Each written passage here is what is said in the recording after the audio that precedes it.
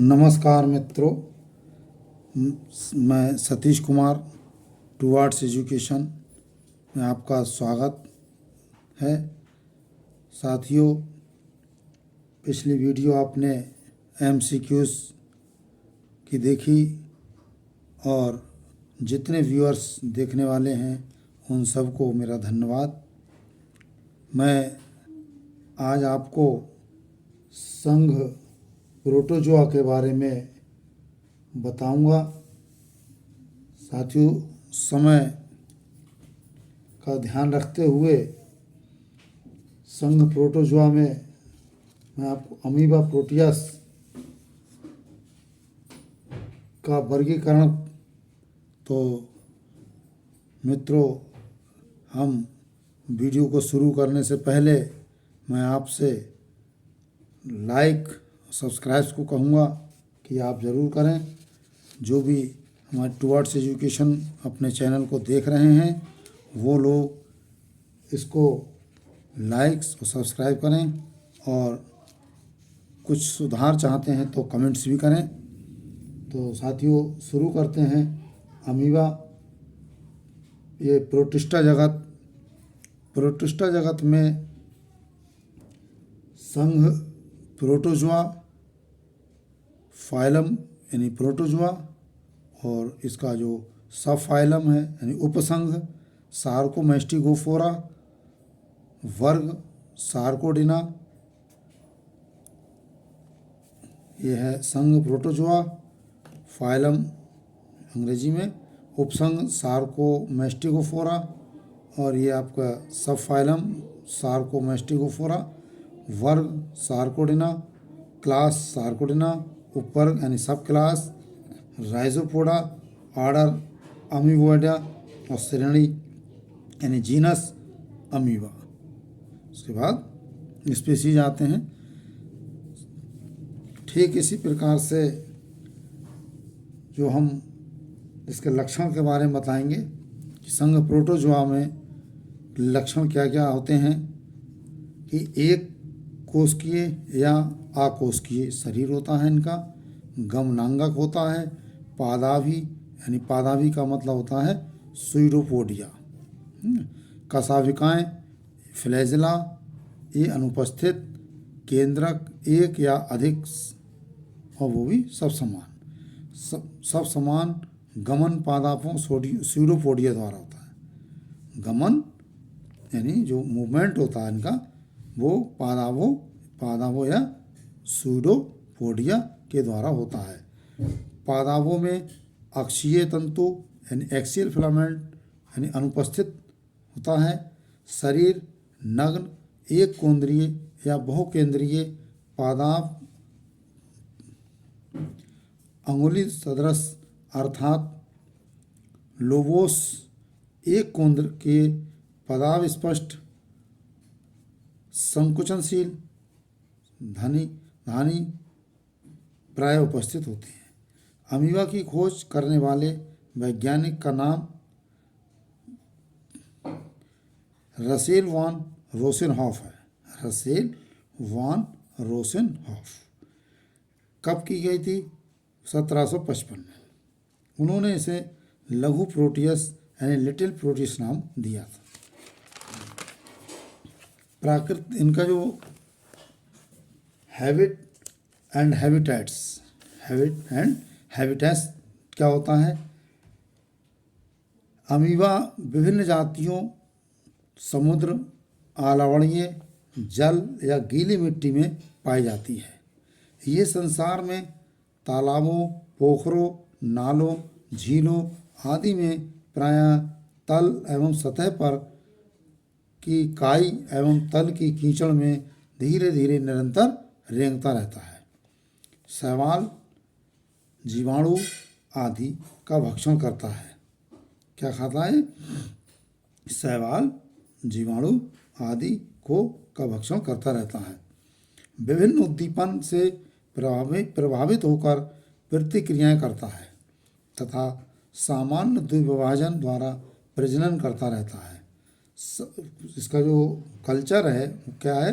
संवर्धन यानी कल्चर। संवर्धन में क्या होता है कि अमीबा की आकृति एवं संरचना। पादाब या कूटपाद स्यूडोपोडिया यानी फॉल्स फीट होते हैं, यानी जीव कला। और जीव कला क्या होती है? जीव कला में क्या होता है? अमीबा के शरीर को हम नग्न कह सकते हैं, क्योंकि सामान्य जंतु कोशिका की भांति इसके शरीर पर महीन जीव कला का ही आवरण होता है, जिसे प्लाज्मोलेमा यानी इसकी जो आवरण होता है उसे जो है प्लाज्मोलेमा कहते हैं। प्लाज्मोलेमा कहते हैं। इसके कई लक्षण हैं। यानी ये सामान्य कोशिका कला सेल मेम्ब्रेन की भांति प्रोटीन, जीव कला में है, भांति प्रोटीन एवं लिपिड अणुओं के दोहरे स्तरों की बनी होती है। अतः ये जल में भीगती नहीं है। इस पर म्यूकोप्रोटीन्स के सूक्ष्म तंतु जैसे अणुओं की झालर होती है, जिन्हें सूक्ष्म अंकुर यानी माइक्रोविलाई कहते हैं, है ना। इनके कारण प्लाज्मा लेमा चिपचिपी होती है। अगला, ये दृढ़ परंतु लचीली होती है। ये दृढ़ एवं लचीली होती है, अतः ये अमीबा के जीव द्रव को बह जाने से रोकती है, लेकिन शरीर की वृद्धि में और पादापों के बनने में रुकावट नहीं डालती है। नंबर 3 लक्षण, वर्णकी पारगम जो होता है, वर्णकी पारगम सिलेक्टिविटी परमीएबल होने के कारण ये शरीर और वातावरण के बीच निरंतर होने वाले रासायनिक लेन देन का नियंत्रण करती है। चौथा लक्षण है, इसमें पुनरुद्भवन या पुनर्जनन रीजनरेशन की बहुत क्षमता होती है। ये अतः चोट लग जाने पर यह तुरंत पूरी होकर जंतु को नष्ट हो जाने से बचाती है। नेक्स्ट है, इसमें भीतर की ओर धंसकर बाहर से तरल की बूंदों को कोशिका यापन अर्थात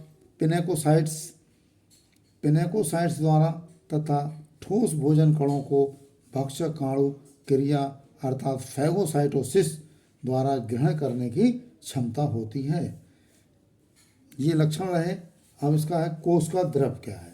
कोशिका द्रव में क्या क्या होता है कि कोशिका द्रव में एक आधारभूत तरल होता है जिसे मैट्रिक्स कहते हैं, और इसमें निलंबित अनेक स्पष्ट संगठित रचनाएं फॉर्म स्ट्रक्चर होती हैं। मैट्रिक्स सामान्य कोशिकाओं की भांति हाइलोप्लाज्म या साइटोसोल में होता है, जिसमें जीवन उत्पन्न करने वाली उपापचयी अभिक्रियाएं प्रतिपल होती रहती हैं। ये 2 स्पष्ट भागों में बटा होता है। बाहरी पतला होता है, वलकुटीय स्तर होता है, और जो कार्टिकल लेयर कहते हैं, और एक्टोप्लाज्म तथा भीतरी पिंड एंडोप्लाज्म कहलाती है। अब एक्टोप्लाज्म क्या है? एक्टोप्लाज्म जो बाहरी तरफ होता है वो उसे कहते हैं। इसमें 2 स्तर होते हैं। इसमें भी एक्टोप्लाज्म में भी 2 स्तर होते हैं। एक होता है इसमें भीतर की ओर तंतुकमय या कड़कामय जीव द्रव का गाढ़ा चिपचिपा एवं जेली की भांति सुदृढ़ प्लाज्मा लेमा लेयर तथा इसके और जीव द्रव कला के बीच में कड़का रहित स्वच्छ रंगीन एवं पारदर्शक जलीय तरल का महीन एवं चमकीला कचाव हाइलाइन लेयर संभवतः जीव कला का स्तर पर स्वतंत्रता पूर्वक इधर उधर फिसलती है। पादापों के शिखर पर कचाव स्तर की मोटी टोपी सी हाइलाइन कैप होती है। दूसरा है इसका एंडोप्लाज्म। पहला एक्टोप्लाज्म है और दूसरा है एंडोप्लाज्म, या इसे अंतः प्रद्रव्य भी कहते हैं। यह जीव द्रव का कणका में अपेक्षाकृत कम तंतुकमय एवं अधिक तरल केंद्रीय पिंड होता है। इसे प्लाज्मा सॉल्व भी कहते हैं। इसमें तरल के बहाव की स्पष्ट गतियां होती रहती हैं, जिन्हें चक्र गति यानी साइक्लोसिस कहते हैं। मास्ट 1926 के मत के अनुसार एंडोप्लाज्म एवं बाहरी जेल स्तर प्लाज्मा जेल तथा भीतरी सॉल पिंड प्लाज्मा सॉल में विभेदित होता है। इस मत की पुष्टि नहीं हो पाई। अगला आता है कि कोशिका द्रव में निम्नलिखित रचनाएं।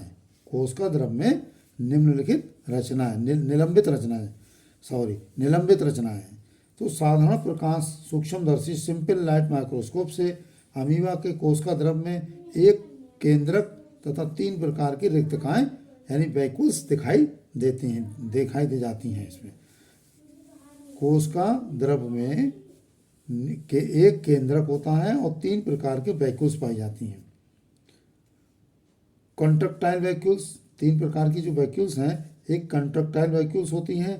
इन्हें ये क्या होती हैं? ये एक्टोप्लाज्म में प्रायः शरीर के अस्थायी पिछले भाग में स्वच्छ जलीय तरल के एक गोल बुलबुले के रूप में दिखाई देने वाली अमीबा की सबसे स्पष्ट अंतर्हित रचना होती है।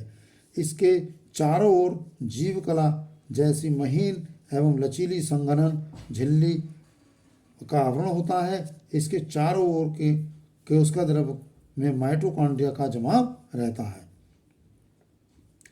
ये रिक्तका परासरण नियंत्रण ऑस्मो रेगुलेशन का काम करती है। इसमें कोशिका द्रव से जल की अनावश्यक मात्रा निरंतर एकत्रित होती रहती है। फूड वैक्यूल्स है दूसरा। फूड वैक्यूल्स में क्या होता है?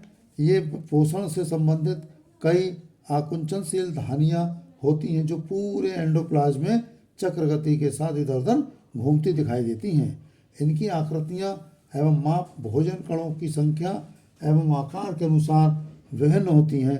ये स्थायी रचना एवं होती हैं। प्रत्येक खाद्य धानी भोजन अंतर्गण के फलस्वरूप बनती रहती हैं। तीसरी है जल रिक्तकाएं, वाटर वैक्यूल्स। ये एंडोप्लाज्म में कुछ छोटी छोटी जल से भरी रंगहीन एवं पारदर्शक आकुंचनशील जलधानियाँ होती हैं। इनका महत्व अज्ञात है। यानी इलेक्ट्रॉन सूक्ष्मदर्शी से अमीबा के एंडोप्लाज्म में उन विभिन्न अंग को यानी ऑर्गेनेल्स की उपस्थिति का पता चला है जो सामान्य कोशिका में होते हैं। तो अंतर्द्रव्यीय जालिका में एंडोप्लाज्मिक जाल में होता है, माइटोकॉन्ड्रिया होता है इसमें, जो इसके अंदर पाया जाता है एंडोप्लाज्मिक रेटिकुलम। ये परस्पर जुड़ी महीन नलिकाओं का जाल सब होता है। अधिकांश नलिकाओं की सतह पर राइबोसोम्स लगे होते हैं। नंबर 2 माइटोकॉन्ड्रिया होता है अगला। माइटोकॉन्ड्रिया ये प्रायः गोलाकार या अंडाकार होते हैं। एक होता है गोल्जी कॉम्प्लेक्स के अंदर पाए जाते हैं। ये ऊपर नीचे स्थित नालवत पुटकाओं के 2 या 3 समूह के रूप में दिखाई देते हैं। लाइसोसोम्स होता है। लाइसोसोम्स क्या होता है? ये पाचन एंजाइम युक्त तरल से भरी कई छोटी गोल सी पुटकाएँ होती हैं। इनके फट जाने से इनके एंजाइम अमीबा के शरीर को पचाकर समाप्त कर सकते हैं। इन्हें इसीलिए कोशिकाओं की आत्मघाती थैलियाँ सुसाइड बैग्स कहते हैं। राइबोसोम्स होता है इसमें। ये अंतर्द्रव्यी जालिका की पुटकाओं पर लगे या छोटे छोटे स्वतंत्र समूह में पाए जाते हैं। इसमें तीसरा जो बताया था कि तीसरा पार्ट था केंद्रक का, न्यूक्लियस। न्यूक्लियस में क्या होता है कि अमीबा के एंडोप्लाज्म में प्रायः इसके केंद्रीय भाग में एक लगभग वृत्ताकार उभयोतल या गोल केवल एक और उत्तल तस्तरीनुमा केंद्रक होता है। इसके चारों ओर का आवरण अर्थात केंद्रक कला या कैरियोथिका रचना में जीव कला के समान परंतु दोहरी तथा छिद्रयुक्त होती है। केंद्रक के प्रद्रव या केंद्रक द्रव में कई केंद्रकाएं तथा लगभग 500 क्रोमेटिन के कण होते हैं जिन्हें क्रोमीडिया कहते हैं। 500 क्रोमेटिन के कण होते हैं जिन्हें क्रोमीडिया कहते हैं। अमीबा की सारी कायकी केंद्रक के ही नियंत्रण में होती है।